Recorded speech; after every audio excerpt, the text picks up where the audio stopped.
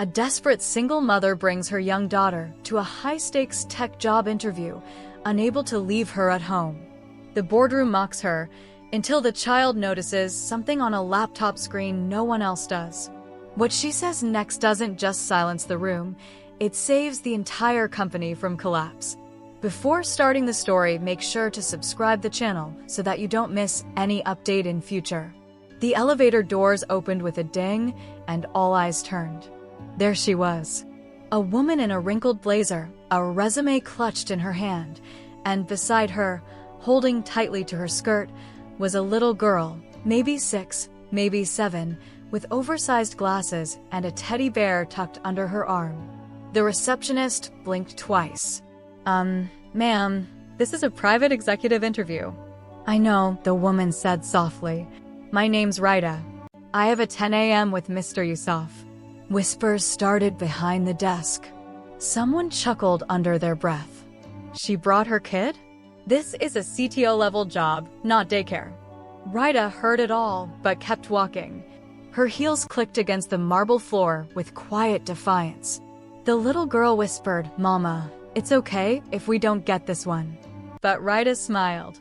You told me to believe in myself, didn't you? She walked into the boardroom, 12 men and women seated around a table the size of a small boat. In the center sat Mr. Yusuf, the CEO of one of the fastest-growing cybersecurity firms in the country. He looked up, confused. I'm sorry, is this your daughter? Rita nodded. Yes, sir. I had no choice. My sitter canceled last minute. Another exec smirked. We're a little more high-tech than high-chair, Miss Rita. The room laughed. Not cruelly, but with a tone that said, You've already failed. Yusuf sighed, rubbing his temples. Let's proceed. But make it quick. Rita nodded, setting her portfolio on the table. The little girl sat silently in the corner chair, swinging her feet. Rita began. She talked about her years of experience in network security, about a leak she discovered in a government contract that no one else caught, about building a firewall strong enough to survive 6 botnet attacks. Her voice trembled, but her facts were solid. Still, they weren't listening. They were watching the child, watching her doodle quietly on the corner of a whiteboard with a marker someone left behind. Yusuf whispered to the HR lead, We can't have chaos like this in our office. But before the HR rep could respond, the little girl suddenly stood up. Excuse me, she said. Everyone turned. The room froze. The little girl was pointing at the laptop screen of a senior analyst seated at the end of the table. Your screen just blinked. That file you just clicked. It's not real. The analyst frowned. What are you talking about? She stepped forward, her voice clear, certain. There's a visual stutter. I saw the cursor hesitate. That happens when code is injected remotely. I saw something like that in a game I play. It's a glitch in a hijacked UI. The room burst into awkward chuckles. She thinks we're getting hacked? Oh, come on, it's probably a browser ad. But the analyst glanced at his screen and his smile vanished. Guys? My system's frozen. Yusuf stood. What? The analyst hit keys. Nothing. He opened his terminal. Lines of code were flying too fast, too deep. Then came the alert. Breach attempt detected. Core server targeted. Yusuf's face went pale. How the hell? Who's doing this? IT burst into the room. Sir, we've just detected an active penetration attempt. It started from an internal machine. Someone spoofed an internal protocol. The little girl tugged her mother's hand. They're trying to use a ghost protocol. That's how they bypass the firewall. Rita blinked. Wait, what did you just say? I read your book, Mama. The old one. You explained it. One of the engineers leaned in. Wait, she's right. If we flag the ghost packets and block the misrouted origin call. He ran to the analyst's system, typing furiously. A second later, everything stopped. The breach attempt terminated. Firewall resecured. Silence. You could hear every heartbeat in the room. Yusuf stared at the girl, then at Rita. How did she? Rita swallowed. I didn't even know she remembered that. I wrote that paper 5 years ago. She must have read it when I was working nights. One of the execs looked stunned. Your daughter just saved this company. Yusuf slowly sat back down. And she's not even on payroll. The boardroom stayed frozen, staring at the girl. The teddy bear still in her hand, her glasses slipping down her nose. I didn't mean to interrupt, she whispered. I just didn't want you to get hurt. Yusuf sat back, staring at the girl like she had just rewritten the laws of gravity. No one spoke.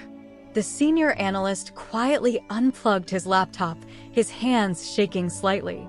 The little girl returned to her chair, curled her arms around her teddy, and looked at her mother as if to say, did I do something wrong? But Rita couldn't move. Her lips trembled, eyes locked on her daughter. She didn't even know what to say. Mr. Yusuf cleared his throat. How old is she? He finally asked. 7, Rita replied, voice faint.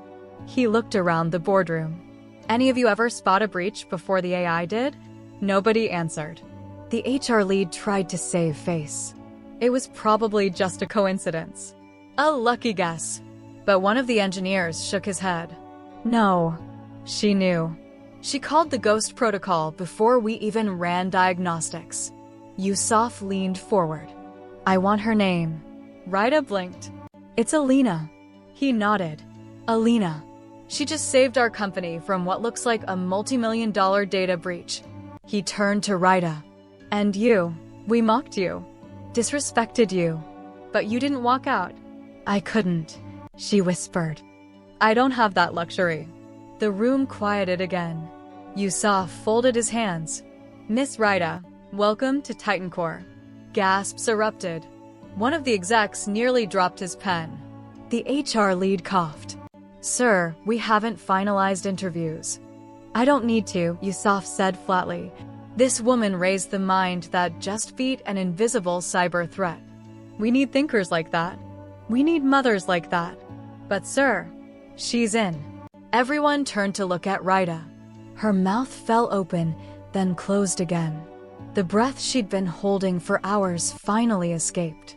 Alina tugged her sleeve. Mama, did we win?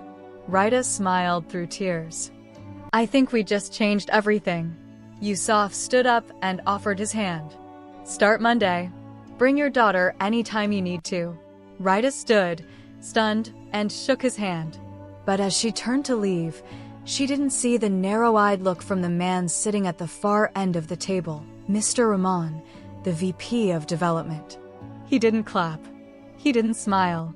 His jaw was clenched, and his fingers drummed an angry rhythm on the table. Rita left the room with Alina, not knowing that behind that perfectly tailored smile, Mr. Rahman was already planning something else. That afternoon, Rita sat at a nearby cafe with a single cup of coffee she couldn't afford and Alina sipping hot chocolate like she'd just saved the world. Because she had. I didn't mean to get you in trouble, Alina said quietly, stirring her drink. Rita reached across the table and touched her hand. Baby, you didn't. You helped them. You helped me.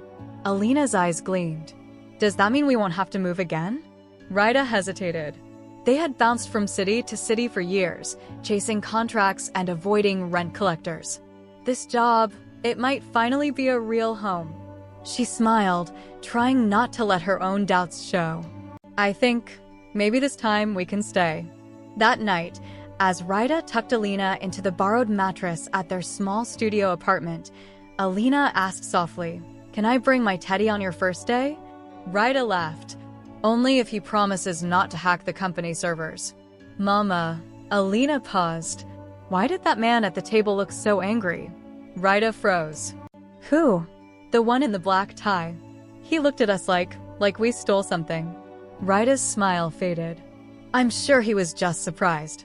But her mind lingered on that look. She remembered it too now. A flicker of something cold and calculating.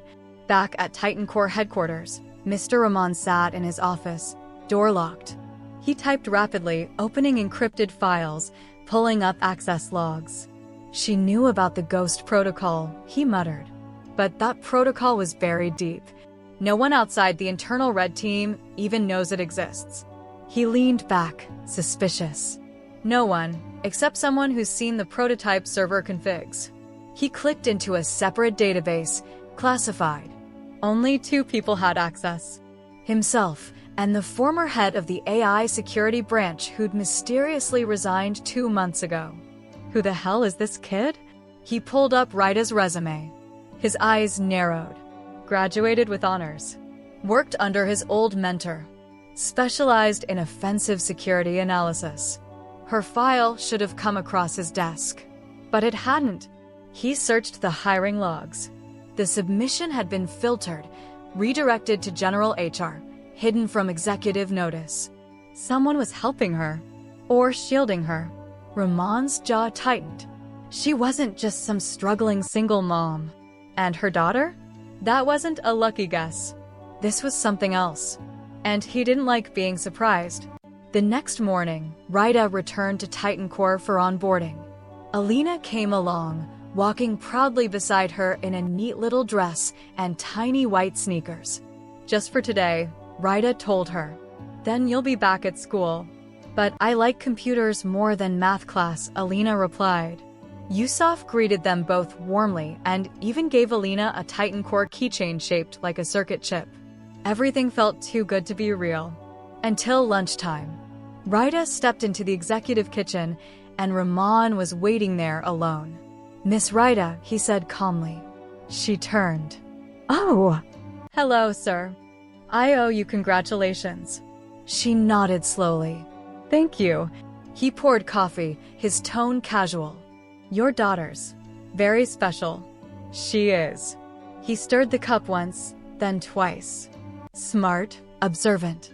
Too observant, maybe. Ryda tensed. Is there a problem? He looked her dead in the eye. Just be careful what she sees around here. Then he walked out, leaving Ryda standing there, heart pounding, her fingers curled tight around the coffee cup. Something wasn't right. And she wasn't sure if they'd just walked into a new beginning. Or straight into something they were never supposed to see. The rain tapped softly against the Titan Core windows, a rhythmic hush that muffled the weight inside Ryda's chest. She sat at her new desk, typing commands, running diagnostics, doing everything right, everything expected. But her mind was elsewhere. That warning from Mr. Ramon. Just be careful what she sees around here. It wasn't a suggestion. It was a threat wrapped in a smile. Across the room, Alina sat quietly with a borrowed tablet. Most of the employees who passed by offered polite waves, a few smiles. But some, mostly from Ramon's team, kept their eyes a little too long. Like they were watching. Waiting. Yusuf had insisted she stay for the first few days until school arrangements were settled. She's a hero, he'd said. This place should feel like home to her. But now, Ryda wasn't sure this place ever could. Alina suddenly looked up from her tablet. Mama. Ryda turned instantly. What is it? I don't think this firewall is real. Ryda froze. What? Alina pointed to the schematic on her screen. It looks like code, but it loops weirdly. Like someone wrote a shell to cover something underneath. Ryda took the tablet and studied it. Her daughter was right. This wasn't just poorly written security, it was camouflage. A fake firewall overlaying. Something else. Where did you find this? Ryda asked, her voice low. I clicked into the test server folder. The one labeled old_backup_2007. Ryda's blood went cold. That folder wasn't in the main directory. It wasn't even supposed to exist on employee machines. Someone had hidden it in plain sight. Alina, listen to me, she said slowly. Don't open anything else. Don't touch anything without me, okay? Alina nodded, suddenly serious. Am I in trouble? Ryda shook her head. No, baby. But someone might be. She took a deep breath and began tracing the file's origin. It rerouted through 5 fake extensions, masked itself under a test protocol, and then she stopped. Encrypted logs. Not just any encryption. It was Ramon's signature. He was hiding something massive inside company systems. and Alina had just stumbled onto it. She looked over at her daughter, still innocently tracing code on a puzzle app now. So bright, so unaware of what they might have just uncovered. Rita minimized the screen. Her fingers trembled. If Rahman was watching, he already knew what they'd seen. And if he was willing to warn her once, he wouldn't warn her again. That night, Rita didn't sleep. She kept checking the windows, listening for footsteps, watching her daughter breathe under the thin blanket beside her. Because this wasn't just about a job anymore. This was about a secret. One buried so deep in Titan Core's system, someone had built an entire firewall just to bury it alive. And now a little girl, just 7 years old, had started to dig it up. Morning came, but it didn't feel like a new day. Rita held Alina's hand a little tighter as they entered the Titan Core building. Her instincts screamed at her to turn around, to run far away, but it was too late for that now. She had copied the hidden folder onto a flash drive the night before, tucked it inside Alina's sock. No one would think to check a child. At least, she hoped not. Yusuf wasn't in his office. His assistant said he hadn't checked in. Odd. Then Rahman appeared. He greeted Rita with that same snake-smooth smile. Good morning. Did you sleep well? Rita nodded, hiding her shaking fingers. Like a baby. Alina clutched her hand and whispered, Mama, he's lying. Rita didn't flinch, just kept walking. She got to her desk, opened her laptop, and froze. Her system had been locked, access denied, credentials revoked. Her heart thundered. She looked around. Eyes were on her. Some curious, some knowing. She stood. Rahman's voice cut through the office like a blade. Miss Rita, a word? He led her to a glass conference room. Security guards stood just outside. Yusuf was finally there, sitting at the head of the table. But he looked different, tired, distant. Is there something you want to tell us? Rahman asked smoothly. Rita blinked. About what? Rahman placed a folder on the table. Inside, screenshots, logs. She'd been monitored. You accessed confidential prototypes. You copied unauthorized files. Yusuf didn't even look at her. Is this true? Rita's voice cracked. There's something inside your system. Hidden, dangerous. I didn't know how deep it went. Rahman slammed the folder shut. Or maybe you planted it. Silence. Then a small voice spoke from behind the glass. No, she didn't. Everyone turned. Alina stood outside the room, holding the flash drive. Her voice shook, but it was strong. She was trying to stop something. I saw it. I found it. And I remember the code. Yusuf looked at Rahman, then back at the girl. Give me the drive, he said gently. Alina looked at her mother, then stepped forward. In that moment, Rita knew.